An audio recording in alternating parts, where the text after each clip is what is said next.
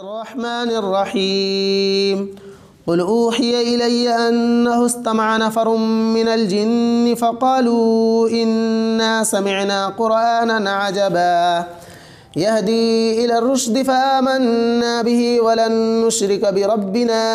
أحدا وأنه تعالى جد ربنا ما اتخذ صاحبة ولا ولدا وأنه كان يقول سفيهنا على الله شططا وأنا ظننا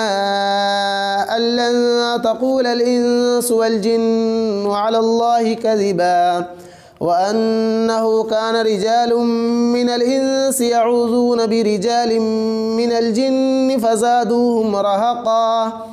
وأنهم ظنوا كما ظننتم أن لن يبعث الله أحدا وأنا لمسنا السماء فوجدناها ملئت حرسا شديدا وشهبا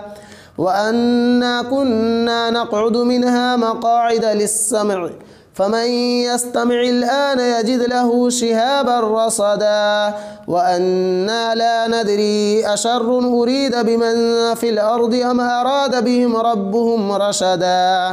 وأنا منا الصالحون ومنا دون ذلك كنا طرائق قددا وأنا ظننا أن لن نعجز الله في الأرض ولن نعجزه هربا وأنا لما سمعنا الهدى آمنا به فمن يؤمن بربه فلا يخاف بخسا ولا رهقا وأنا منا المسلمون ومنا القاسطون فمن أسلم فأولئك تحروا رشدا وأما القاسطون فكانوا لجهنم حطبا وأن لو استقاموا على الطريقة لأسقيناهم ماء غدقا لنفتنهم فيه ومن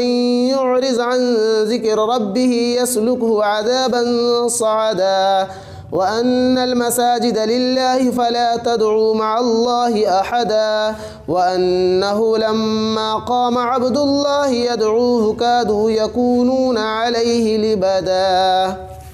قل إنما أدعو ربي ولا أشرك به أحدا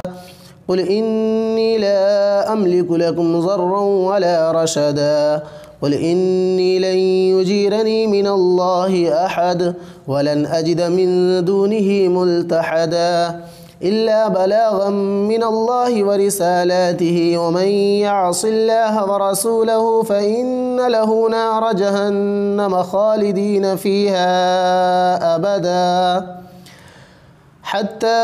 إذا رأوا ما يوعدون فسيعلمون من أضعف ناصرا وأقل عددا قل إن أدري أقريب ما توعدون أم يجعل له ربي أمدا عالم الغيب فلا يظهر على غيبه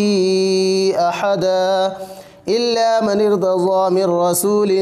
فإنه يسلك من بين يديه ومن خلفه رصدا